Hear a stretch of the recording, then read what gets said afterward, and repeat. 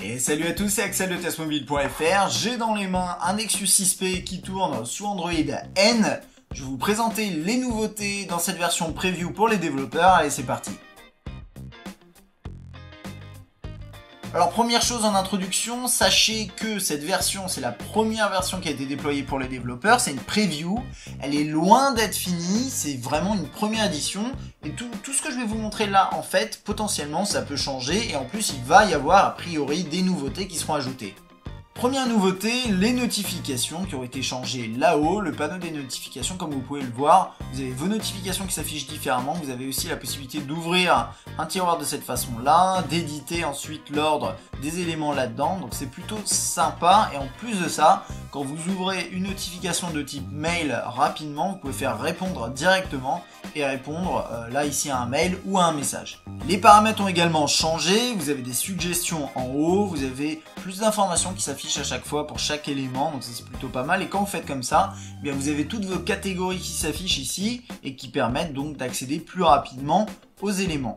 D'ailleurs, ça va être dans les paramètres que vous allez pouvoir trouver la plupart des nouveautés. Par exemple, ici dans affichage, vous avez la taille d'affichage. Ça permet de changer tout simplement. Oups, voilà, il y a un petit chargement comme ça. Mais de changer la taille des éléments dans l'interface si éventuellement vous trouvez que les éléments sont trop gros ou trop petits. Vous avez également UI Tuner qu'il faut activer. Et ici, vous pouvez aller personnaliser la barre d'état. Vous pouvez également activer le mode nuit qui va s'activer à partir d'une certaine heure et qui va rendre l'écran un petit peu jaune pour soulager vos yeux. Alors dans l'état pour l'instant, c'est une version preview. Ça ne fonctionne pas très bien, donc je vous conseille pas forcément de l'utiliser. Vous pouvez aussi calibrer l'affichage avec 3 sliders RG et B. Le programme, le projet, on va dire Dose, qui avait été implémenté avec Marshmallow, continue d'exister et n'a apparemment été amélioré. Normalement, vous devriez avoir une bonne autonomie. Maintenant, je peux pas le vérifier réellement là, sur ce produit. Et d'ailleurs, un truc à savoir, si vous l'avez peut-être vu juste ici, Android Beta Programme pour N. En gros, quand vous commencez vous pouvez vous mettre dans le programme Android Beta et tester les nouveautés, on va dire, d'Android. Normalement, si vous tapez Android Beta Programme sur Google, vous devriez pouvoir trouver une façon de vous inscrire. Et on va finir par le meilleur, ou presque. Vous avez maintenant le Multiview, un système Multiview qui est préinstallé, enfin qui est en natif dans Android, un petit peu comme chez Samsung, mais implémenté un peu différemment. Donc quand vous êtes dans une application, vous restez appuyé sur multitâche, et vous avez un multitâche qui va s'afficher en bas.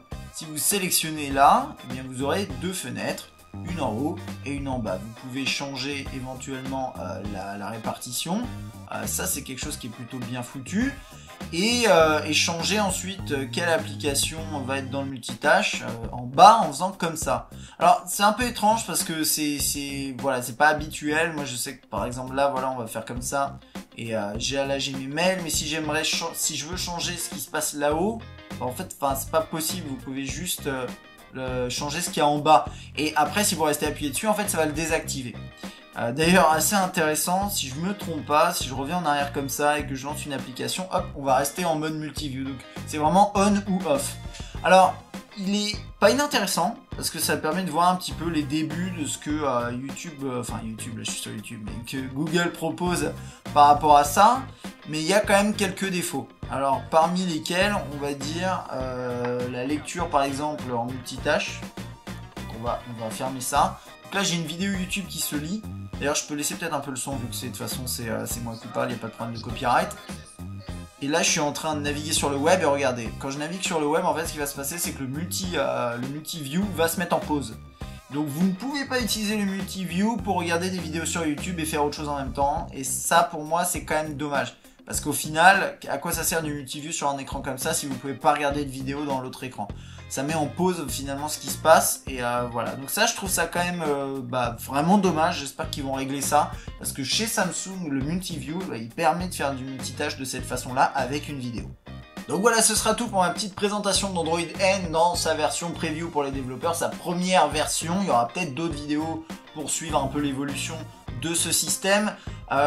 Pour l'instant, ça apporte quelques petits trucs, mais c'est loin d'être révolutionnaire. En plus de ça, pour une utilisation sur un smartphone du quotidien, c'est pas une bonne idée, donc parce qu'il y a plein de trucs qui marchent pas. Donc je vous conseille vraiment pas de le flasher encore sur votre smartphone. Après, si vous avez envie d'essayer, bah n'hésitez pas et vous pouvez revenir en arrière. Normalement, il n'y a aucun problème. Donc voilà, j'espère que ça vous aura intéressé, que ça vous aura plu. Si vous avez des questions, bien sûr, n'hésitez pas. Puis moi, je vous dis à bientôt. Allez, salut!